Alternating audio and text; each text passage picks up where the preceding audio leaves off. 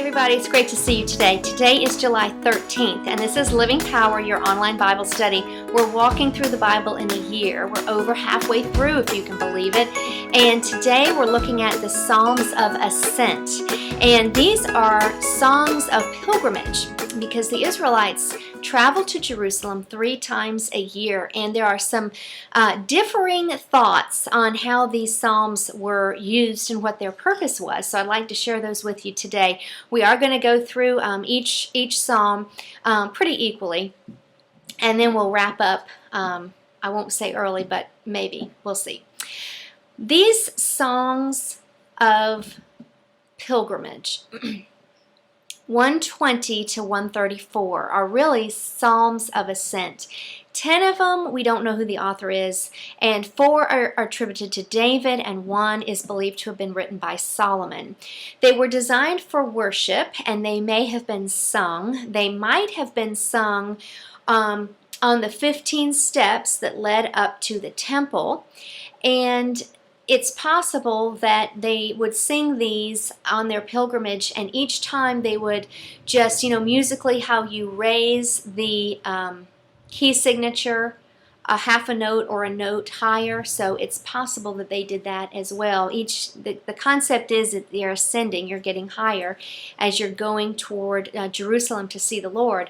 But that's what we believe from Psalm 120 to 134. We're not going to cover all of those today. We just have a few of them. So we're going to start with Psalm 120 today. And I don't know about you, but I have a lot of underlining today. Do you? I just thought some of the ways that these verses are phrased were just so beautiful, and I'm going to share some of the ones that I liked with you, and I invite you to put on the comment today on the blog today what your favorite verse of the Psalms of Ascent are and why. So I'll invite you to do that. Let's start with Psalm 120. The psalmist is in a far-off land and is probably starting his or her journey. And I wanted to let you know about 2 places. In verse 5, it mentions distant Kedar and this place called Meshech. And I looked that up, and the people of Meshech were evidently a barbarous people that were living between the Black Sea and the Caspian Sea, and that's kind of a long distance there. And then Kedar, they were a wild tribal people in the Arabian desert. So it could be that this psalm is referring to the people who are coming home after their captivity because of the relation to the geography here. In Psalm 121, this is about anticipation of the Lord's help. Don't you love that when you're in a time of waiting or you're in just a time of uncertainty, to read Psalms that talk about God's help being sure? Well, this is one of them. It says, He lifts up His eyes to the mountain on which Zion is built. And God Himself is His helper. I love that in Psalm 121. 123, we see suffering Israel wants and hopes for God's help. And then 125, we see a little bit about Mount Zion and mountains. Now here's the deal with mountains and why the Hebrews felt mountains were so important. To an Israelite, a mountain was symbolic of something immovable and unchangeable. So we see Mount Zion, they believed was a mountain connected with a divine purpose. Mount Zion is the name that the city of Jerusalem was built on. So yes, it was a mountain, and Zion is Jerusalem. And it ends, let's see, what do I have here? Oh, this psalm here, 125, ends, May Israel have peace.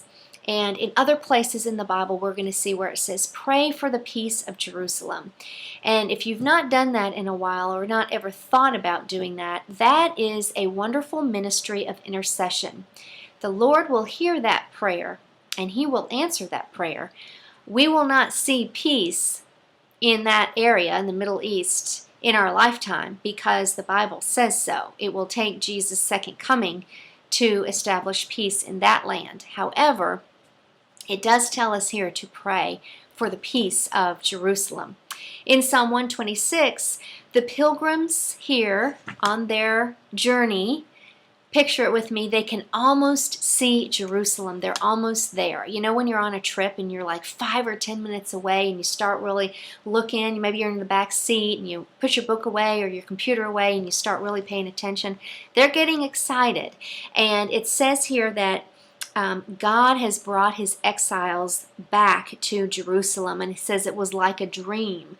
This was probably referring to after the Babylonian captivity in 586 BC when the people in Jerusalem were taken off captive. That was different from the northern kingdom's exile in 722 BC. But it just says, we were filled with laughter when we came back. We were filled with joy. And the other nations said, what amazing things the Lord has done. Those other nations, when it says other nations, that's us. That's the Gentiles.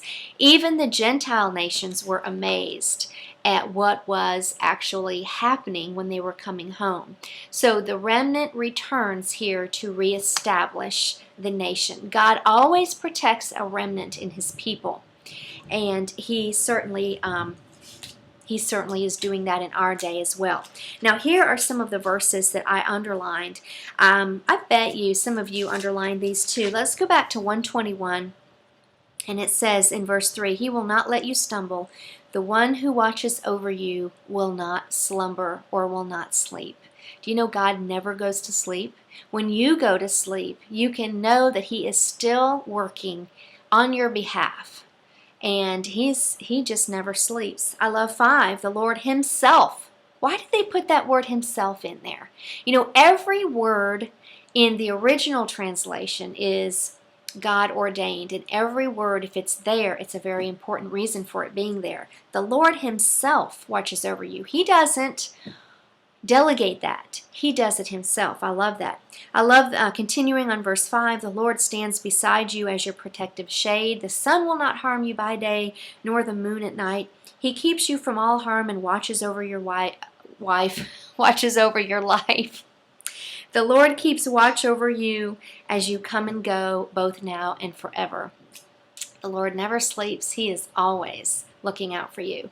And then the last thing I wanted to mention in Psalm 123, this is one to put to memory. And I just love this particular translation. Look with me in verse 2 and 3. It says, we keep looking to the Lord, our God, for his mercy, just as servants keep their eyes on their master. Now here's the best part. We keep looking to the Lord, jump down with me to the last part of 2, as a slave girl watches her mistress for the slightest signal. Are you that attentive to the Lord's work in your life? Could you say that you watch for him making the slightest signal as a slave girl watches for her mistress? Because a slave girl is responsible to almost anticipate the needs, but certainly respond obediently when a command is given. It implies a nearness of proximity and a relationship. So how about you? Could this be said of you? We keep looking to the Lord just as a slave girl watches her mistress for the slightest signal.